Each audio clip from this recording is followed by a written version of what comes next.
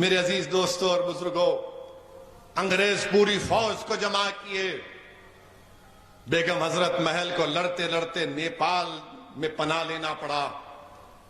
आज भी उनकी खबर नेपाल की जामा मस्जिद में बेगम हजरत महल की खबर है। बी अम्मा कौन थी? प्रधानमंत्री आप जानते हैं बी अम्मा कौन थी? भाकपा वालों, बी अम्मा बुर्का पहनकर non cooperation quit India movement में तकरीर करती थी। गांधी ने कहा बी अम्मा से, बी अम्मा मेवाती कौन थी? बेटा बीमार था, शौहर जेल में था, तो इस मेवात की बहादुर मां ने खत लिखा अपने शौहर से, कहा कि खबरदार अपने बेटे की बीमारी का बहाना मत बनाकर अंग्रेजों के खिलाफ, अंग्रेजों से समझौता नहीं करना। बताइए प्रधानमंत्री, क्या इस तरह खराज अकीदत पेश करेंगे हजरत महल को, बी अम्मा को? क्या इसीलिए बी अम्मा हजरत महल ने इस मुल्क के लिए कुर्बानी दी कि उनकी बेटी जिसका नाम बिल्किस बानो है, उसको इज्जत लूटने वालों को छोड़ दिया जाएगा? कौन है बिल्किस बानो? 2002 में बिल्किस बानो को गुजरात के उस प्रोग्राम में, जेनोसाइड में, बिल्किस बानो को उसके पड़ोसियों ने उसकी इज्जत लूटी। वो बिल्किस बानो जो पड़ोसियों को चचा कहती थी, उन चचाओं ने बिल्किस बानो की इज्जत लूटी। वो बिल्किस बानो जिसके हाथ में चूड़ियां थी, उसने उसकी इज्जत लूटने वालों की दुकान से उस वक्त चूड़ियां पहनी हुई थी, उसने उसकी बिल्किस बानो की इज्जत लूटी। बिल्किस बानो हामिला थी जब उसकी इज्जत लूटी गई। बिल्किस बानो की 3 साल की बच्ची थी, जिसको उसकी सामने उस 3 साल के बच्ची को लेकर उसके सर को पत्थर से मारकर कत्ल कर दिया गया। उसके बाद बारी बारी से जालिमों ने बिल्किस बानो की इस्मत रेजी की। बिल्किस बानो के सामने उसकी मां को और 4 रिश्तेदारों की इज्जत लूटकर उनका कत्ल कर दिया गया। बिल्किस बानो बरहाना हो चुकी थी, कपड़ों का टुकड़ा लेकर आदिवासी भाइयों बहनों के पास भागते छुपते फिरी, वो कपड़ा दिए। बिल्किस बानो के शौहर ने अपनी बीवी को हिम्मत दिलाई। मैं सलाम करता हूं बिल्किस बानो के शौहर को। अल्लाह मुसलमान शौहरों को बिल्किस बानो के शौहर से हौसला हासिल करो कि उसने अपनी बीवी के इंसाफ के लिए अपने बीवी के हर तरह से मदद की। 2004 में मुकदमा हुआ। पुलिस बिल्किस बानो की कहानी को यकीन नहीं कर रही थी। बिल्किस बानो ने पुलिस के खिलाफ केस किया। मेडिकल डॉक्टरों ने झूठी रिपोर्ट दी, बिल्किस बानो ने इनके खिलाफ रिपोर्ट की, मुकदमा किया। उसका मुकदमा गुजरात से बाहर मुंबई में हुआ। ट्रायल कोर्ट में सजा हुई, फिर बॉम्बे हाई कोर्ट में उनको सजा दी गई।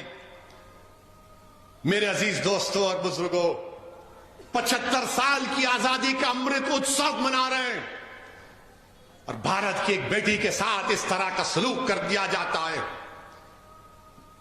कि अगर किसी की बेटी की इज्जत लूटी जाएगी और उसको कहा जाएगा कि क्या तुम राजी हो कि तुम्हारी बेटी की इज्जत लूटी गई, उसकी बेटी को कत्ल कर दिया गया, उसके पेट में जो हमल था वो जाय हो गया, उसको चंद साल के बाद छोड़ दिया जाएगा, तुम राजी हो? तो कोई बाप, कोई मां, कोई भाई, कोई बहन तैयार नहीं होगी, कोई इंसान तैयार नहीं होगा। जिसके दिल में इंसानियत जिंदा होगी वो कहेगा कि नहीं, ऐसे जालिमों को जेल में सड़ाना चाहिए। मेरे अजीज दोस्तों और बुजुर्गों, इस बात की हमको तकलीफ है कि आजादी का अमृत उत्सव तो मना रहे हैं, मगर बिल्किस बानो कह रही है कि मेरा गम फिर से ताजा हो गया, इंसाफ पर से मेरा एतमाद कमजोर पड़ गया। बताओ प्रधानमंत्री आप क्या करेंगे? और रिव्यू कमेटी जो क्लेमेंसी दी गई सीआरपीसी में है, कानून में गुंजाइश है कि अगर कोई कैदी इतने साल जेल में रहता है तो हुकूमत के पास इख्तियार है, कमेटी बनाई रिव्यू कमेटी। रिव्यू कमेटी में कौन है? भाजपा के 5 लोग, 2 एमएलए उसमें, और एक साहब तो गोधरा के ट्रेन के उस वाकये में प्रोसिक्यूशन के विटनेस थे, वो मौजूद। जो ट्रायल कोर्ट का जज की भी राय लेना पड़ता, उसने कहा कि नहीं छोड़ना चाहिए इन लोगों को। जिन्होंने बिल्किस बानो की इज्जत लूटी, उसकी मां की इज्जत लूटकर 4 खवातीन को मार दिया, उसकी बेटी को मार दिया। ट्रायल कोर्ट के जज ने कहा कि नहीं, छोड़ना चाहिए। आजादी का अमृत उत्सव मना रहे हैं। देश की 50% आजादी से क्या पैगाम देश दे रहा है? थोड़ी देर के लिए भूल जाओ कि वो मुसलमान थी, थोड़ी देर के लिए समझो कि वो हिंदू थी, वो ईसाई थी, सिख थी, वो इंसान थी। हम हिंदू मुसलमान के चक्कर में एक बच्ची से जो उसकी इज्जत के तार तार को तोड़ दिया गया, आज भारत में कोई आवाज नहीं उठाता। कहां गया वो जज्बा, वो चेहरे, वो रोड पर आना, वो एहतजाज करना? कुछ नहीं। क्यों? क्या उसका नाम बिल्किस है बोलकर? याद रखो, आज बिल्किस से हुआ, कल किसी और से खुदा ना खास्ता ना हो जाए। और वो क्या कहती है एमएलएज, वो जो रिव्यू कमेटी के एमएलएज एक टीवी चैनल के इंटरव्यू में कहती हैं, क्या कहती है? जिन लोगों ने बिल्किस बानो की इज्जत लूटी वो ब्राह्मण है और संस्कारी हैं। किसी की बेटी की इज्जत लूटने वाला संस्कारी हो सकता है जालिम? अगर तेरी बेटी की कोई इज्जत लूटे तो संस्कारी कहेगा तू उसको?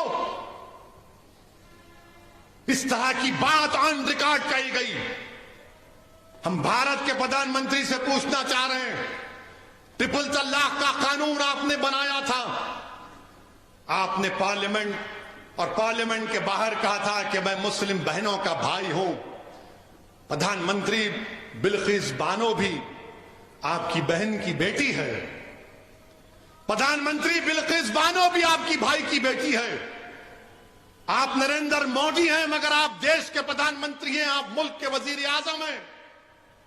हम आपसे अपील करते हैं, इंसाफ की खातिर आप अपने अख्तियारात को इस्तेमाल करिए और उन 11 लोगों को दोबारा जेल भिजाइए।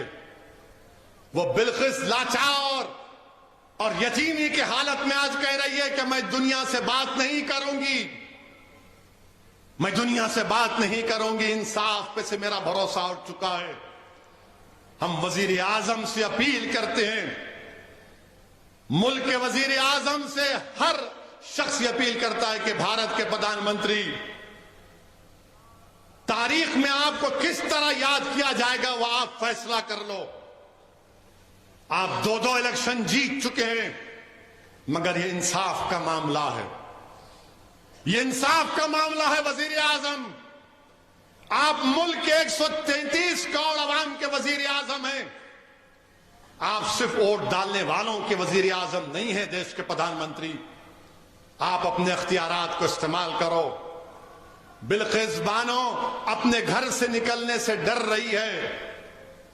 हम देश के वजीर आजम से, मुल्क के वजीर आजम से कहना चाहते हैं, आजादी का अमृत उत्सव मनाइए मगर देश की 50% आबादी को आपकी सरकार ने, आपकी पार्टी ने गलत पैगाम दिया। ये खवातीन से नाइंसाफी है। जो इंसाफ को पसंद करते हैं वो मायूस हो चुके हैं। जो बाप अपनी बेटी के रास्ते परेशान है वो देखकर बोल रहा है मेरी बेटी का क्या होगा। इस मुल्क में कोई दिन नहीं जाता जब हमारी खवातीन पर जुल्म नहीं किया जाता। क्या क्या क्या जुल्म करते हैं।